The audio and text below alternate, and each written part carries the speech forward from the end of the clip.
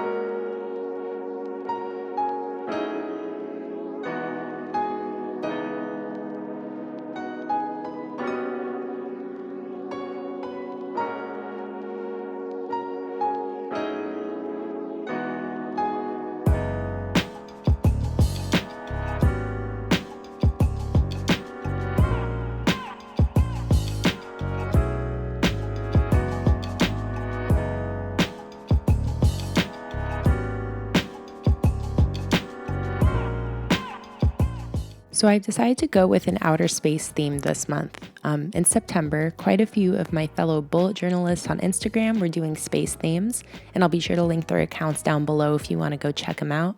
But they completely inspired me to do something similar for my October spreads. I also thought it would make a really fun sticker kit for you guys and something a bit different, since all of my monthly kits so far have been plants. I first did my citrus theme and then my leafy theme, and finally last month's floral theme. So I was really excited to do something totally different, and I'm thrilled with the result.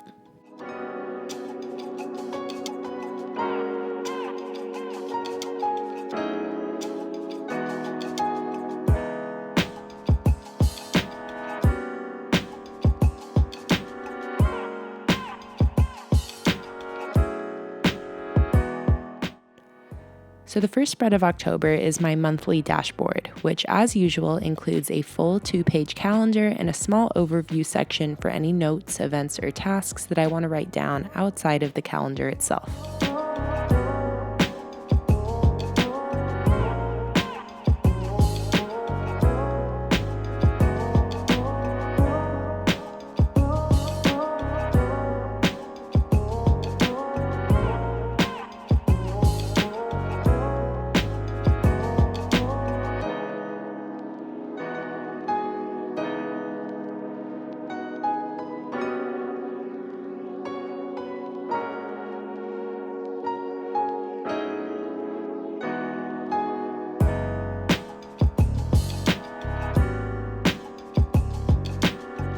The next spread is where I really changed things up. I first started with my habit trackers, which I made using my new mini calendar stickers.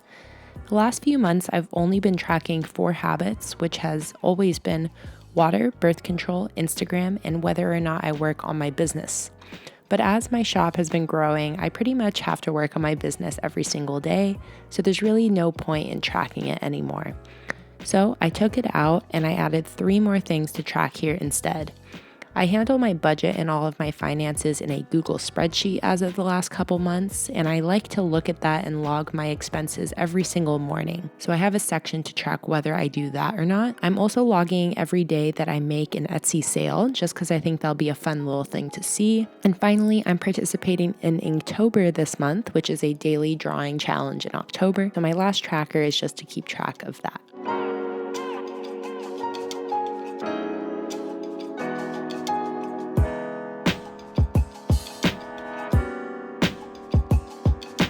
Next to my habit trackers, I have a new page for me, which I'm calling my monthly milestones.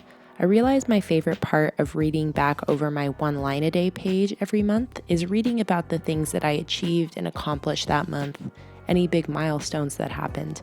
So I wanted to create a page just for the purpose of celebrating these milestones. Especially with everything that's happened with building my brand and my Instagram, my YouTube, and my Etsy shop, there are a lot of really exciting milestones that are happening, and I want to have them all written down in one place. I'm using my new bulletin board note stickers that I just listed in my shop, and these are going to be the spaces where I write down my milestones for October. Some might be big achievements, other might be a lot smaller and seem less significant, but we'll just have to wait to see until the end of the month.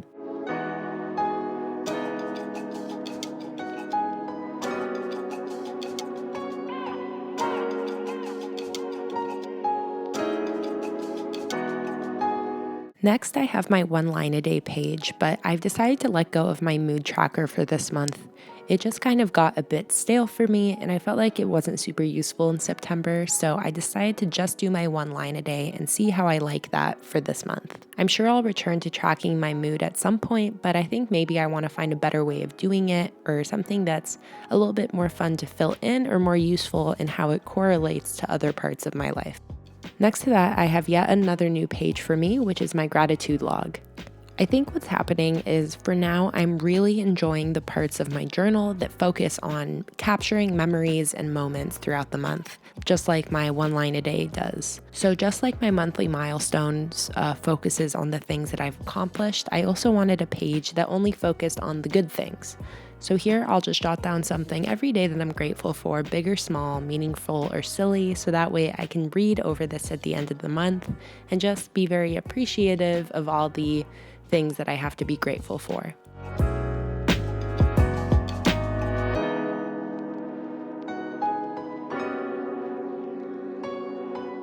Next, I'm introducing something new for my Plan With Me videos, which is setting up the first weekly of the month on camera so that you guys can also get an idea of what my weekly spreads look like.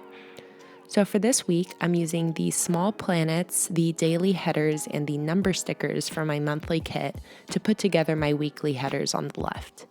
This is my typical weekly setup that I do, which usually just has a space for each day of the week separated by business and personal. This is where I write down day-specific events or tasks that I know I want to do on a certain day. And then I have a large section for all of the non-day specific tasks for the week, again, separated by personal and business. This is all I find I really need on my weekly spreads. I like to keep all of my other trackers and such solely on my monthly pages, so that way my weekly and my daily pages are totally focused on the tasks that I have to get done that week.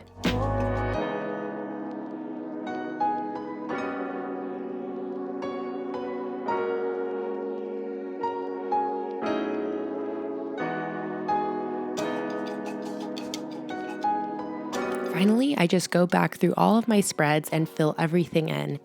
I go ahead and fill in all of the events and tasks on my monthly calendar that I know I have coming up in October.